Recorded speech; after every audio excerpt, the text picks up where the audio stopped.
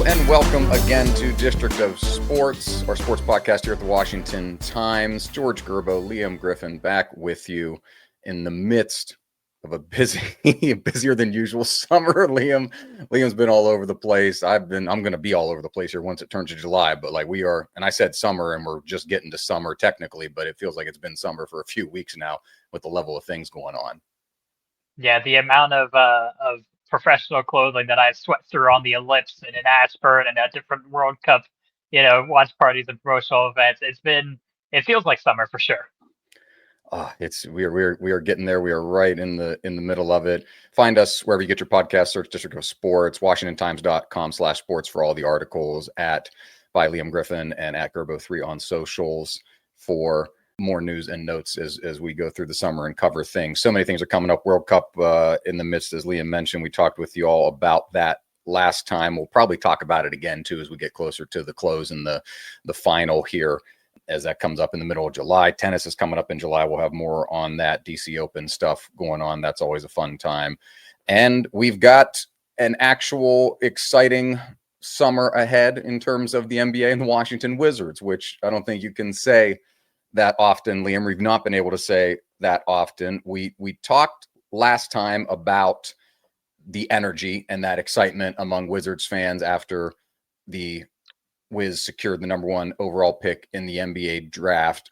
We're going to delve a little more this time into now as we approach the draft here in just a few days, what that will look like for Washington.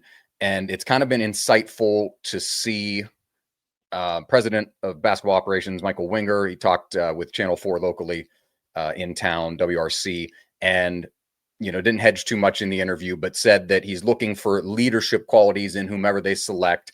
And it's kind of been, I don't want to say an open process, but the Wizards have worked out AJ Dybantsa, BYU stud, who we'll talk about here in a minute, who many people view as the can't miss person in this year's draft. Right behind him is Darryn Peterson, from Kansas, who also worked out with the Wizards, but he didn't work out with the number 2 team in this year's draft, the Utah Jazz. Dybantsa worked out with both, and Dybantsa, BYU, who attended BYU, of course, has the connection there from Provo and Salt Lake. So he's got those deep connections. And of course, Jazz owner Ryan Smith also went to BYU. So you've got a lot of that going on there. So of course, that makes sense. He worked out with both teams, but Peterson only working out with the Wizards and not the Jazz is interesting. So we've got a couple of guys we're going to talk about here at the top of the board, Liam. But in terms of either as this draft develops and what the organization has kind of prioritized in building this young core, any of these guys here at the top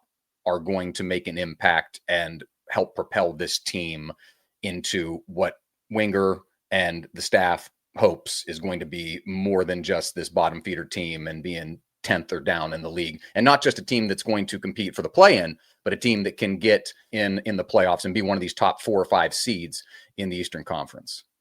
Yeah, and no matter who they end up grabbing, it is a great year to land the number 1 overall pick in the NBA draft. You cannot say that every year. It may not be a Victor Wembanyama or Cooper Flag, but it is that next echelon down where you've got a couple of can't miss prospects who, pick your flavor of whichever one you like, but whichever rookie the Wizards end up bringing in is going to, in their mind, is equipped to become the face of that franchise for the years to come, to be a cornerstone piece after they spent the past, 3-4 years really stripping this thing down for parts and trying to build a franchise from the ground up.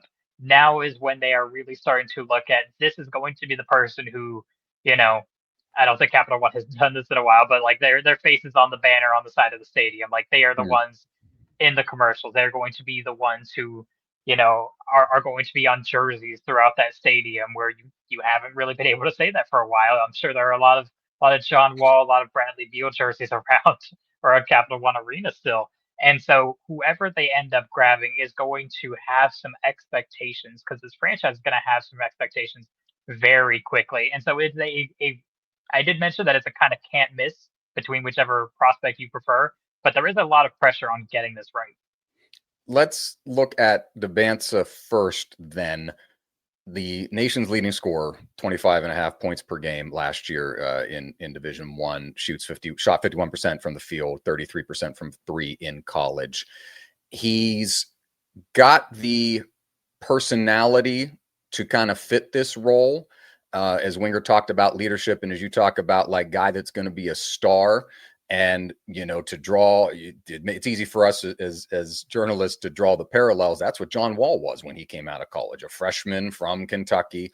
And that Kentucky team made a deep run in the Elite Eight. And Wall was kind on a team that had Boogie Cousins and other people on it. Wall was kind of like the personality that transcended that. Exactly. That the John Wall, the dance, the song, Raleigh in the house, everything about it. And he became that and became the Wizards' number one overall pick in 2010. And then, of course, that set off, a nice little era run there for 7 years plus or so of a new generation of Wizards basketball.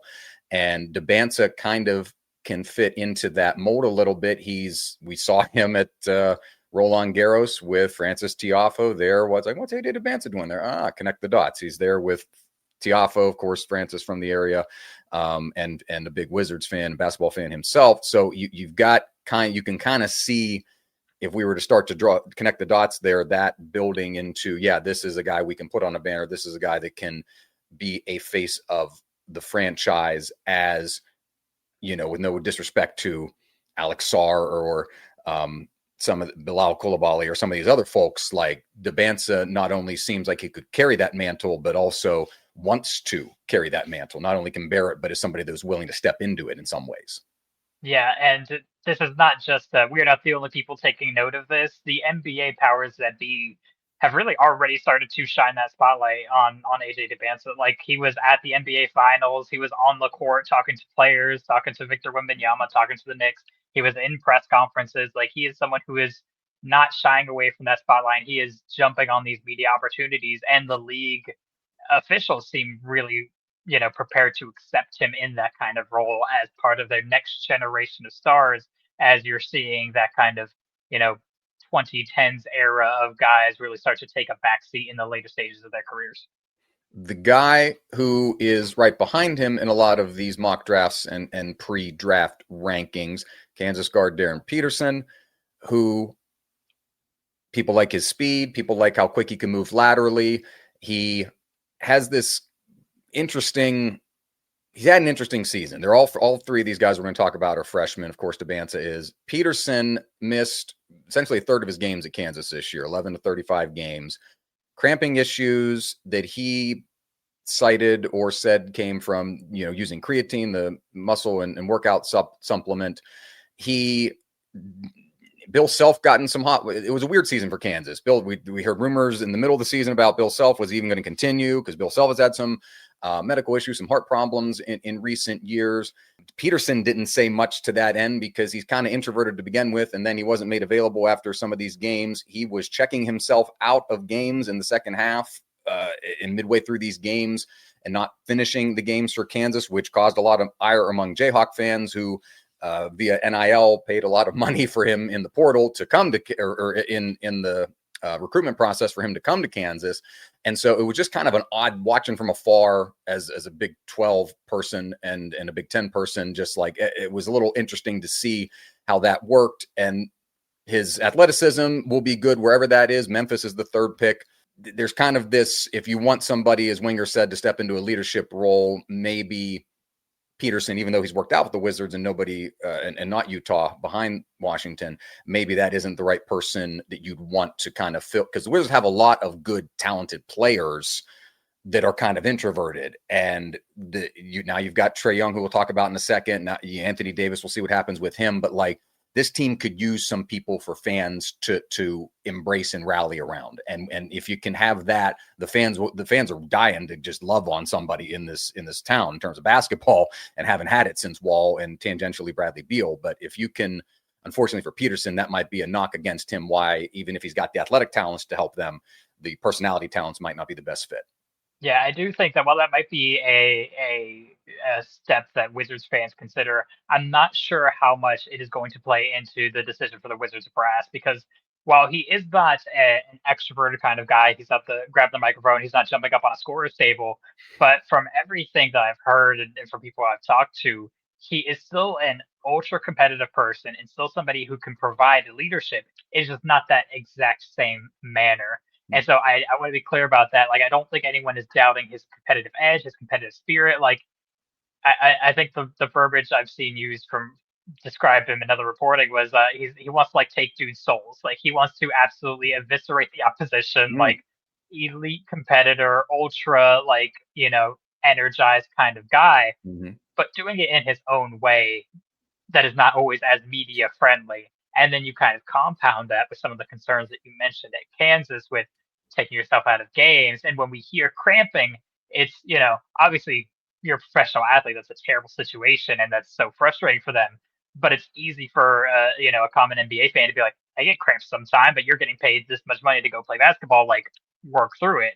Obviously, it's not that simple, but it is easy for people to take that perspective for that. So I do think that for the Wizards, it's still kind of a little bit of a wash. I mean, because you don't want to entirely make decisions that could define your franchise based on, well, this guy's like a lot of fun to hang out with. I feel like you can get yourself into some hot water there because what fans want even more than a franchise player who's going to, be Mr. Wizard, they want to win basketball games.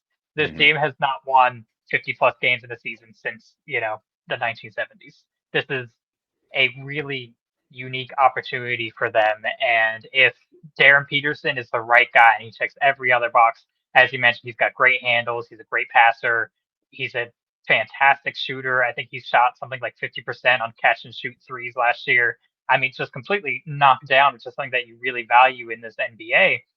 And you don't want to just completely wipe any of that off because he might not be the same. He might not put as many butts in seats at the end of the day. The third guy to mention, unlikely to be taken by the Wizards, but just merits inclusion because of this class and these top guys here who probably will impact the NBA in a great form if everything pans out as it should.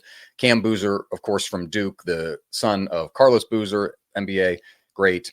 6'8" forward, player of the year, Naismith player of the year, college basketball last year, 39% 3-point percentage, something that Dybantsa can develop, but doesn't necessarily have as dynamic as that yet in terms of 3-point percentage. So they're kind of similar with the post power, but Boozer's got the perimeter scoring to go along with it. He was top 10 nationally in scoring, 22.5 points per game.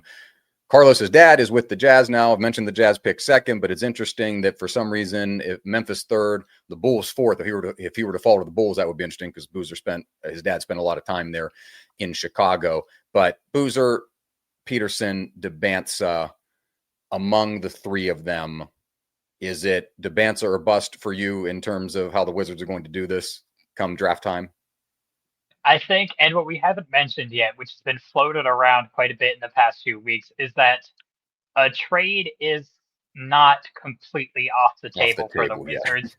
And the most recent reporting has been that they might even open up the trade lines on the phone when they're on the clock, which is, I don't know. Maybe I could not take that career path. The amount Oh of my God. anxiety just that as a concept, They just to listen for they my are body. the Wizards are having a sold out draft day party at the Anthem down at the Wharf with beautiful venue, all these people standing. If they do that, I remember how weird the draft party was when they picked Jan Vesely at 6, a decade ago.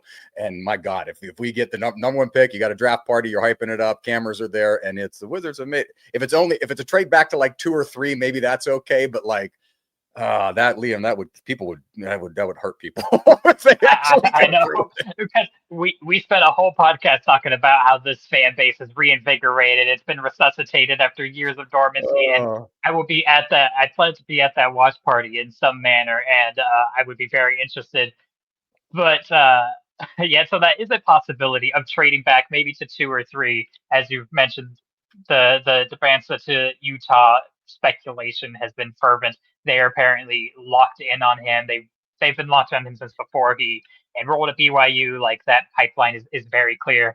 And so if you are Washington and you say, okay, we have 2 or 3 guys who we love who would all be great options for us, and we can get one of them, maybe not Dybantsa if we trade with Utah. We're able to get one of them and a bevy of picks to keep building this out because, Will Dawkins comes from the Oklahoma City Thunder, tree of executives, which has that great emphasis on draft picks and turned out pretty well for them so far. And it's going to keep going pretty well for them, all things being equal. And so I do think that is the other thing that is worth mentioning is that a trade is potentially on the table. I do think, if I had to put money on it right now, which I never would because the NBA is so unpredictable, but I would say that Dybantsa is just the number one overall prospect right now. And so whoever ends up picking at one, I do think it will end up being Dybantsa. He has a great physical specimen. He's got that ability to get to the rim because not only did he lead the college collegiate players in scoring, he was also getting to the rim a lot. He was leading in free throws, and that's the kind of skill that's going to translate very well. And he showed a lot of versatility too. Like towards the latter part of that season, he showed a lot more playmaking. He grew over the course of that year, and he's doing it at BYU, which is far from a basketball powerhouse. Whereas when you talk about Duke or Kansas, even though Kansas had as you mentioned, a very strange season. And so when you look at projecting him to an NBA system, that's a really, really great projection. The potential just kind of seems kind of limitless. And there's areas to work on. He's not the same caliber of shooter. He's a good but not great shooter. Some of the handles maybe aren't quite where you'd want them to be if you're turning him into a primary ball handler. But those are things that can come down the line. And with the way they started to build this team, with, as we'll mention later, Trae Young maybe being that point guard who can run that offense for you, I think Dybantsa is just a really great add for this team. Speaking of Trae Young, yeah, one of these top draft picks or whoever the Wizards will take may or may not be playing with Trae Young. Young declined his $49 million player option for next season. He, of course, was traded midseason in January to Washington, only played 5 games based on both injury concerns and Washington trying to navigate as they did properly this time. The balls bounced the right way to the number 1 pick in the NBA draft. Washington can offer him 5 years in an extension, up to 8% salary increase, whereas other teams can only offer a max of 4 years and up to 5% bird rights, as the NBA calls them.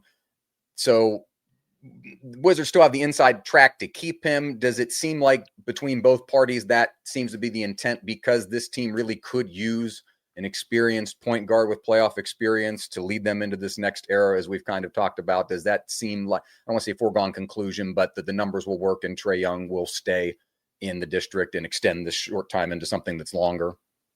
Absolutely. Not only do the numbers work, but both parties have seemed really invested in making this kind of mid-season trade into a marriage that works long term for both sides. It is not always a given that a player traded in that kind of fashion is going to kind of latch onto an organization and a team that's the way Trae Young has, but he has really seemed to embrace being a Wizard.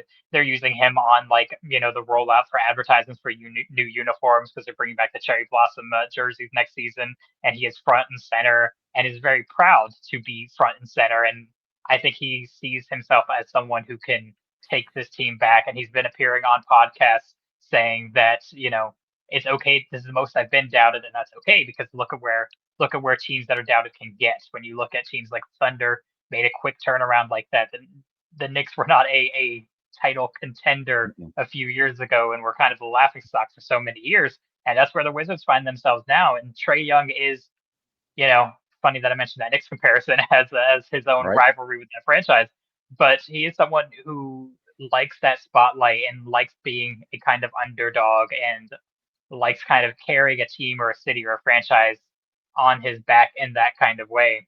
And so I think that's a really great fit for them. I think that this team needs somebody who is, for the lack of a better term, like the adult in the building. Trae Young is not an older player by any stretch of the imagination, but it's all relative when you're talking about the Washington Wizards, who, most of their key cornerstone players are in their early 20s. They are only just now hitting the legal drinking age. But so Trae Young, I think the numbers work. The energy seems to work for both sides. They share common goals, and to be clear, we cannot say the same thing about Anthony Davis, who is also a midseason trade acquisition, who has not exactly embraced the franchise in the same manner, was not able to play any games for the team, and his future is still very much up in the air, potentially as a trade piece going forward. But the Trae Young decline, his option was not a surprise to people who Mm-hmm. follow this team closely, because it's them working on making something work long term, because the Wizards have, the money to work with, because when you have all those young players who are on those entry level deals, you're going to have that money. And it doesn't seem that they're going to be spending too much of that in open free agency. And so it just makes a lot of sense for both sides for Trae Young to stick around in Washington. Draft coming up, signings coming up. There'll be some movement. We, of course, and Liam, of course, will have all of that covered for you at WashingtonTimes.com/sports. He also has covered the Washington Commanders and the latest mini camp here in the spring. Specifically, first major time we get to see full teams with first-round draft pick Buckeyes linebacker Sonny Styles. I love your question to him about how he sees himself fitting in this group that does play, as you said, a hair on fire type of group, which linebacker in the league and also at the college level, but specifically quicker in the NFL, has turned into this position that's more based on being speed and being agile and being able to do a lot of things as opposed to just big guy that tackles running backs when they make it through the first line, right? And Frankie Louvu, this core where Styles can fit in with that. He said he likes to run, hit, play fast. That seems like a perfect. We mentioned it before the draft about guys that Washington could draft. That is who they drafted, and it just seems like this is going to be a nice marriage for Styles and the Commanders, especially in that front seven. Oh yeah, and from talking to Sonny Styles, it's clear that he is, full speed ahead, ready to take on the responsibilities of the NFL inside linebacker. Most likely, though not for sure, wearing the green dot as the signal caller in the defensive huddle in what is expected to be a pretty complex defense with new defensive coordinator Daronte Jones, who comes from the Brian Flores tree of, disguise heavy. We're blitzing. You do not know who's coming and who is dropping back, and those defenders, Styles in particular, are loving it. But what has really struck me from, because the minicamp is the first time that we get to talk to all the players, not just the rookies, is talking to a lot of these veterans about what it is like with playing with Sonny Styles. And defensive tackle Jason Newton was just so excited. I mean, he just starts beaming when they start talking about, like, oh, what's it like, playing with this guy? He's huge. He's fast. He's smart. He's a great communicator. He is not, it's one of the cliches we get where, oh, they're not playing like a rookie, like they play like a vet. But that really applies to Sonny Styles. And what interested me is he sees the NFL as just not even a really next step. There's some differences in, how fast you go in practice and when you really push the gas and when you pull off a little bit. But coming from Ohio State, he was already playing with NFL level talent with guys like Arvell Reese and Caleb Downs, who were also, top half the first round selections. And so he's used to having that communication with other guys who are just as, aggressive and just as locked in as he is. And also doing that under Matt Patricia, who was a former NFL head coach, former Patriots defensive coordinator, who was working at Ohio State. And so it's a much easier adjustment for him than maybe it would be. And Dan Quinn mentioned this is how I led that story, is they mention him as just this even keel kind of guy, and use it in the exact same words that they talk about Jayden Daniels, where it is nothing is too big, nothing feels, out of his depth. He walks into the room and immediately has a command of it, will ask questions when he needs to, but is somebody who openly is completely calm on the surface, but he says when the bullets start flying, then I'm going. Like it is the ability to flip that switch and to maintain a calm demeanor without losing any intensity. That's really impressive, and part of why the Commanders are so high on him as a prospect. Speaking of Daniels, as we wrap up, seeing him speak to, as you mentioned, reporters for the first time here since the end of last season, basically, I love him, putting one of your colleagues asked about putting, in terms of last season and bouncing back after 2 years ago, Washington makes it to the NFC Championship game last year. It's a complete miss of the playoffs and sub 500 record. And there's no like redemption, blah, blah, blah, whatever. He's focused. He's head straight forward, even keel, as you mentioned. I think he even looks stronger in terms of just like me watching the video from Ashburn, just like his build looks a little more defined. I don't know if you can put any word to that in terms of seeing him run around out there, but how did he look in drills this week? And can you talk a little bit about his mindset as he approaches year 3 in this Commanders offense? Yeah, I will point out, so they had a couple goals for players who did want to get bigger. So Jayden is always a discussion because of the injury concerns and the way he plays, which is he plays like Derrick Henry, and he is not shaped like Derrick Henry, but he's not shying away from contact. And so last offseason that was a concern. He came back looking a bit beefier, and I would say he's a bit more defined, and it's still a focus. He's not taking days off in the gym, I'd say. But for him, it's interesting to see him navigate a completely new offense, because over the last 2 seasons with former offensive coordinator Cliff Kingsbury, he had the lowest rate of under center snaps in the NFL. That was just not what they did. Every snap was either in the pistol or in the shotgun with the running back next to or beside him, but he was not under center. He was not turning his back to the defense. And the early reports from what players are saying is that there is going to be a lot more of that.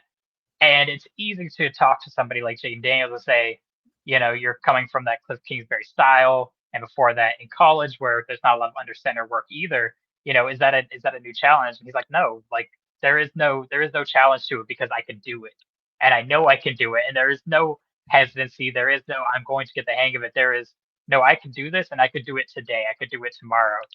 And it's one of the last things that Dan Quinn left us with today, was talking about the ability that Jayden has to not just understand what is expected of him on a given down-to-down basis, but his ability to help everybody else line up. And they're only about 80% of the way through installing this new playbook that David Blough has given them. Wow. The rest of that will come during training camp with some more refinement as well.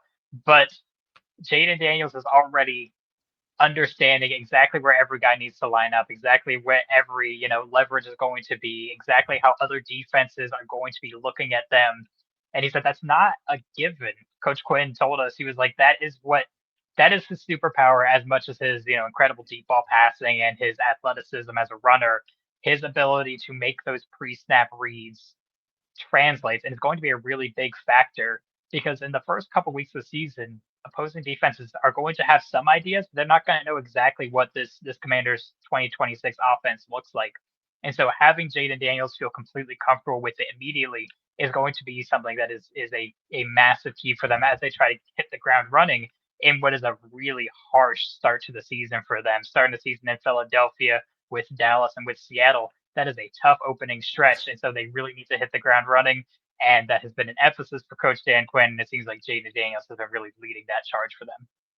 It will be, trial by fire potentially at the beginning of the season. Jayden Daniels will at least be sturdier up to the challenge, perhaps, as the Commanders begin their season.